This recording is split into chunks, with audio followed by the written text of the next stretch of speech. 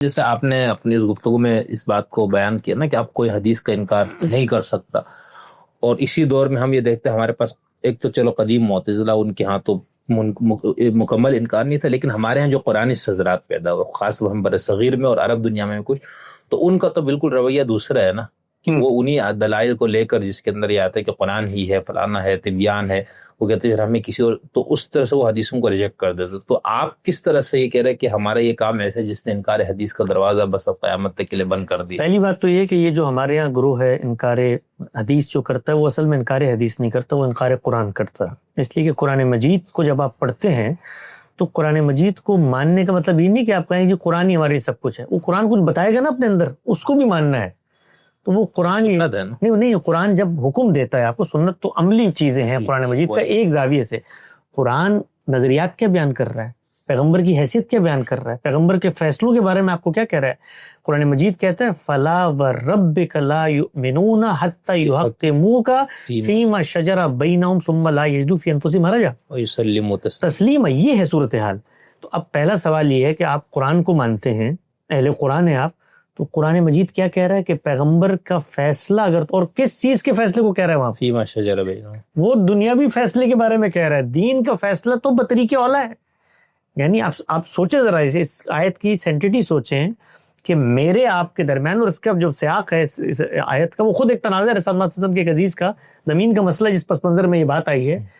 اللہ تعالیٰ کہہ رہے ہیں کہ پیغمبر دنیاوی معاملے میں اگر فیصلہ کر دے تو اس میں یہ صورتحال اپنانی ہے۔ دین تو بہت آگے کی چیز ہے۔ تو اب اگر پیغمبر کا کوئی فیصلہ مجھ تک پہنچتا ہے اور میرا اس پر اعتماد ہے علم اور عقل کی مسلمات کی روشنی میں کہ بھئی غالب گمان یہ کہ پیغمبر کی بات ہے، اور پھر میں اس کا انکار کرتا ہوں، تو میں سب سے پہلے کیا کر رہا ہوں؟ میں سب سے پہلے قرآن مجید کا انکار کر رہا ہوں۔ اس لیے قرآن نے پیغمبر کے بارے میں کیا کہا تھا کہ یہ تو میں نے بھیجا ہی اس لیے کہ الا لیطاع، اس کی تو اطاعت کی جائے گی۔ تو اب ہم یہ بتاتے ہیں کہ جو روایتوں کا ذخیرہ آپ کے سامنے آیا ہے، اس کو دیکھو، یہ قرآن مجید کے لسانی اور عقلی مضمرات کا بیان ہے۔ اس بیان کو تم پڑھنے کے بعد، اعتماد کے بعد، تحقیق کے بعد اگر نہیں مانتے تو کر کیا رہے ہیں آپ؟ مثال طور پہ میں آپ کو کہتا ہوں یہ دستور ہے پاکستان کا، آپ اس کو مانتے؟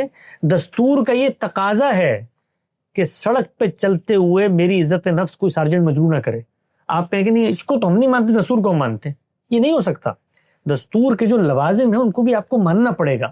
تو ہم نے اس ذخیرے کے اندر روایات کو قرآن کی روشنی میں، یا پھر آپ یہ کہیں گے کہ قرآن کے آپ کے فہم سے میں اتفاق نہیں ہے، روایت زیر بحث نہیں آ سکتا، روایت کا انکار نہیں ہو سکتا۔ روایت جب ہم روایت قرآن پر مبنی اس کی توضیح تشریح شرح کر رہے ہیں تو آپ آ کر یہ کہیں گے کہ جی قرآن کا جو آپ کا زاویہ ہے وہ درست نہیں ہے جس کی بنیاد پہ آپ نے شرح کی ہے، تو پھر آپ کو ہمارے فہم قرآن کا انکار کرنا پڑے گا۔ جب میں نے بھی بات کی تو اس کا سیاق سباق یہ تھا کہ ہم نے اس میں اپنے زاویے سے حدیث کی مبنی بر قرآن شرح کر دی ہے۔ اب کوئی منکر حدیث اٹھ کے کہتا ہے کہ میں تو حدیث نہیں مانتا، بھائی یہ تو 200 سال بعد مرتب ہوئی تھی، اور یہ تو یہ تھا، یہ جو اجنبیوں کی سازش تھی، اور اللہ تھا اور بلا تھا اور فلاں تھا، تو ہم ان کو کہیں گے بھئی یہ جو بات اس میں زیر بحث ہے، رسول اللہ نے فرمایا کہ خالہ بانجی پھوپھی بھتیجی کو ایک نکاح میں جمع نہ کرو، تو یہ تو میرے نزدیک قرآن مجید کی آیت کا اقتضا ہے کہ دو بہنوں کو نکاح میں جمع نہ کرو۔ جو علت وہاں پائی جاتی تھی اس کا آپ نے امتداد کر دی، اسی کو پھیلا دیا۔ تو پھر آپ وہ جو حکم مان رہے ہیں وہ بغیر علت کے مان رہے ہیں، کیونکہ جہاں جہاں وہ علت پائی جائے گی وہاں اس حکم کا اطلاق ہوگا۔ تو اس پس منظر میں ہمارا جو یہ کام ہے اس میں قرآن، تو مراد یہ ہے کہ جو علم النبی کا انکار کرے گا وہ اصل میں ہمارے فہم قرآن کا انکار کرے۔ لیکن اس کے اندر یہ ہے نا، ہمارے جو قرآنی حضرات وہ یہ کہتے ہیں نا کہ بھئی الدین جس کو کہا قرآن نے، وہ تو قرآن میں ہی بیان ہے، ما آتاکم الرسول، وہی ہے جو قرآن نبی نے دیا۔ نبی کا حکم ماننے کا مطلب ہے کہ نبی نے قرآن دیا تو اس کو ہم مانتے ہیں۔ اب وہ لوگ اس کا انکار کرتے ہیں کہ قرآن کی کسی حکم میں تخصیص تعمیم کا جو حق ہے وہ پرویز صاحب کو ہوگا یا چکڑالی صاحب کو ہوگا، ہم اپنے فہم قرآن کے ذریعے اس کو طے کریں گے، خبر واحد کے تھرو ہم نہیں کریں گے۔ یہی آپ کا موقف ہے کہ آپ لوگ بھی تعمیم تخصیص وغیرہ کے لیے حدیث کو ذریعے نہیں مانتے؟ دو چیزوں کا فرق ہے، دو چیزوں کا فرق ہے۔ ایک تو یہ ہے کہ دین مکمل ہو گیا ہے، یہ امر واقعی کا بیان ہے کہ رسالت پاک صلی اللہ علیہ وسلم نے دین کی حیثیت سے کیا چیز ہے جو دنیا میں خود منتقل کی ہے، وہ قرآن ہے، وہ سنت ہے۔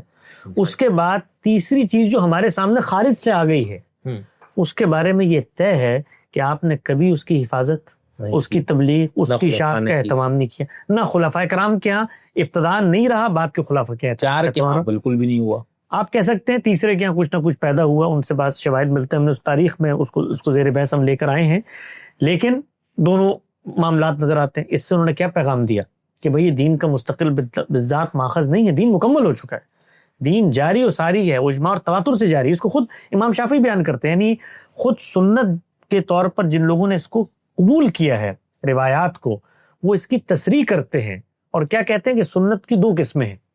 یعنی وہ جو حقیقی سنت ہے جس کو اجماع اور تواتر سے، وہ خود امام شافعی نے بیان کیا، تنتقل قافہ عن قافہ، اس کو شاد بھی بیان کرتے ہیں، بر بیان کرتے ہیں کہ جیل ان جیل وہ منتقل ہوتی ہے، اور اس کا انکار آپ کو دائرہ اسلام سے خارج کر دیتا ہے، یہاں تک لکھتے ہیں.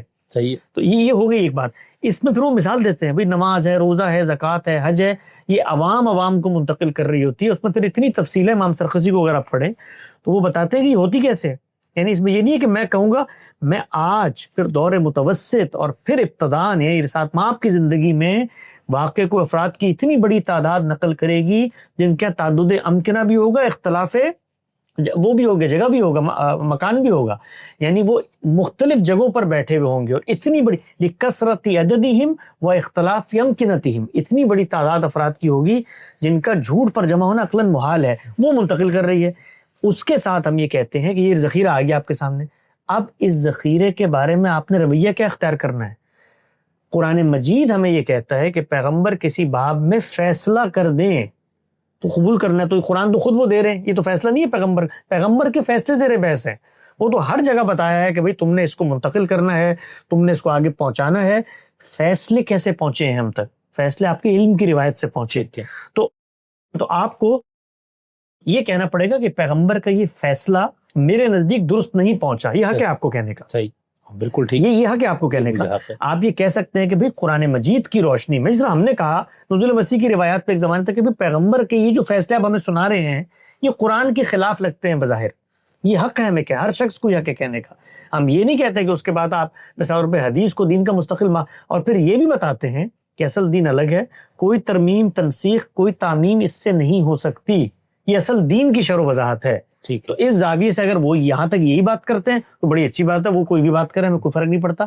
لیکن وہ اگلی بات بھی کرتے ہیں، وہ یہ کہ حکم آ گیا ہے، فیصلہ پہنچ گیا ہے، اب کیا رویہ اختیار کرنا ہے. تو پھر اس میں اگلی بات آپ سے عرض کرتا ہوں، پھر ان کو قرآن کی شرح کرنے کی اجازت نہیں ہونی چاہیے. یہ جتنے اہل قرآن ہیں ان کو قرآن کی تفسیر کرنے کی اجازت نہیں ہونی چاہیے. کیوں تفسیر کرتے ہیں، کیوں شرح کرتے ہیں؟ اس لیے کرتے ہیں کہ وہ سمجھتے ہیں کہ قرآن کے حکم کا یہ تقاضا ہے. جی یہی ہے نا. بالکل. تو وہ تقاضا میں آپ کا تو سنوں، اہل قرآن کی حیثیت ہے، اللہ کے پیغمبر کا نہ سنوں. نہیں، وہ کہ تو ثابت ہی نہیں کر پا رہے ہیں نا آپ اللہ کے پیغمبر. اگلی بات ہے کہ ثابت نہیں کر پا رہے نا، اب علم کی بحث آ گئی. پھر اصولی بحث یہ نہیں رہی کہ پیغمبر کو حق نہیں ہے، یہ بحث نہیں رہی، پھر تو ثبوت کی بحث ہو گئی. اس پر آپ بحث کریں، اس پر آپ سر پھوڑیں، اس پر آپ کہیں کہ جی ہمارے لحاظ سے یہ تو تاریخ جو آپ لوگ بیان کر رہے ہیں یہ تو 3 صدی ہجری میں 4 لوگوں نے بیٹھ کے لکھی تھی. وہ پھر علم کا میدان ہے، اس میں پھر آپ آ جائیں، اس میں آپ آ کر ثابت کریں، بیان کریں کہ یہ اس طریقے سے یہ روایتیں لکھی گئی تھیں، اور یہ جتنی پیغمبر کی نسبت سے آپ روایتیں بیان کر رہے ہیں نا، یہ روایتیں دنیا میں پائی نہیں جاتی. تو اس میں پھر ہمارا ان پہ حدیث پہ وہ نہیں ہوگا، تاریخ منتقل کیسے ہوتی ہے اس پہ بحث ہوگی. بالکل ایسے. بہت شکریہ.